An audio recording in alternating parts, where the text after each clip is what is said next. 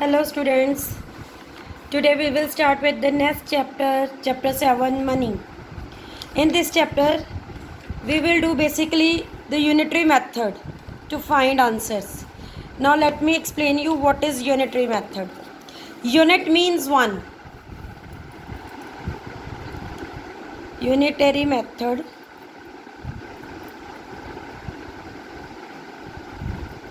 what does unit mean?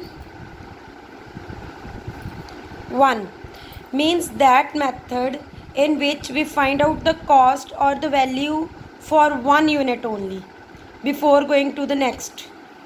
Like for example, आपने अब तक किया हुआ है कि हम when we are given the value of more than one, like 5 toffees की कॉस्ट दे रखी है,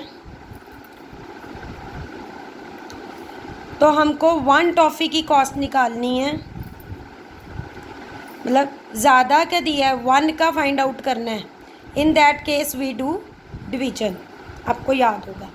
और ऐसे ही एक और हमने किया हुआ है कि अगर 1 बनाना सपोज़ की कॉस्ट दे रखी है एंड हमने ज़्यादा बनानास की कॉस्ट निकालनी है. इन दैट केस जब 1 गिवन है, मोर देन 1 फाइंड करना है हमने.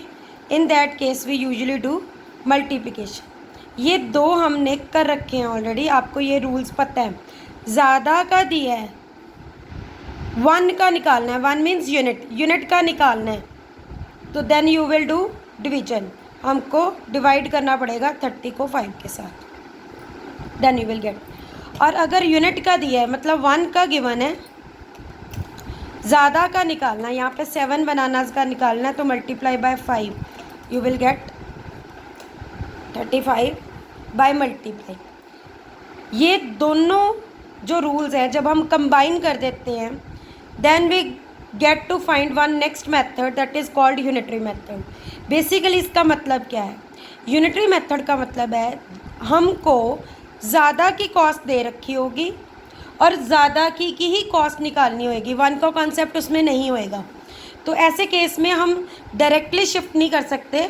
उसके लिए हमको पहले 1 की कॉस्ट निकालनी पड़ेगी, फिर हमें उसको ज़्यादा पे शिफ्ट कर सकते हैं. फॉर एग्ज़ाम्पल, अगर मैं कहूँ cost of 12 notebooks is ₹144, find the cost of 10 notebooks. अब देखो यहाँ पे 12 नोटबुक्स का गिवन है और 10 का निकालना है.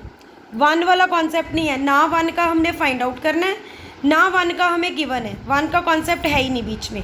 तो ऐसे केसेस में हम 12 नोटबुक्स में से पहले 12 की 144 गिवन है, 12 नोटबुक्स में से पहले 1 की कॉस्ट निकाल लेंगे. कैसे निकाल लेंगे? डिवाइड वाला मेथड यूज़ करके, फर्स्ट मेथड यूज़ करके. उसके बाद जब 1 नोटबुक की कॉस्ट आ जाएगी तो उसको 10 से मल्टीप्लाई करके 10 नोटबुक्स की कॉस्ट निकाल लेंगे.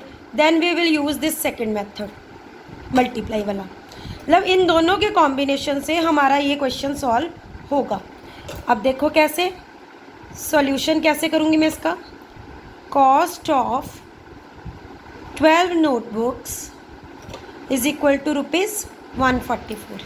ये हमें गिवन है स्टेटमेंट में. मैंने बोला यूनिटरी मेथड है, मतलब हमने पहले 1 की कॉस्ट निकालनी है. तो कॉस्ट ऑफ 1 नोटबुक निकालेंगे. 12 नोटबुक्स की है, 1 की निकालनी है. 1 का निकालना होता है तो हम डिवाइड करते हैं. तो फर्स्ट स्टेप में हम इसको 12 से डिवाइड कर देंगे. डिवाइड करोगे 12 आंसर आएगा. 12 12 ज़ा 144 होता है. अब इसका सेकंड स्टेप, अब हमारे पास 1 की आ गई, हमने फाइंड कितने की करनी है? 10 की. तो दूसरा वाला कॉन्सेप्ट साथ में रूल लगा देंगे. Cost of 10 notebooks is equal to, क्या करेंगे? ये जो 12 रुपीज़ आए हैं इनको 10 से मल्टीप्लाई कर देंगे, मल्टीप्लाई वाला रूल लगा देंगे, तो इट इज़ 120. अब देखो हमें 12 की दी हुई थी कॉस्ट, 10 की निकालनी थी. 1 का कॉन्सेप्ट हमने खुद से बीच में लिया, 1 की वैल्यू निकाल ली, उसके बाद मल्टीप्लाई कर दिया। बेसिकली 2 स्टेप्स में क्वेश्चन होता है। पहले स्टेप में हमें डिवाइड करना होता है, दूसरे स्टेप में हमें जो आंसर आया उसको मल्टीप्लाई करना होता है। बाकी के सम्स मैं नेक्स्ट वीडियो पे आपसे शेयर करती हूँ।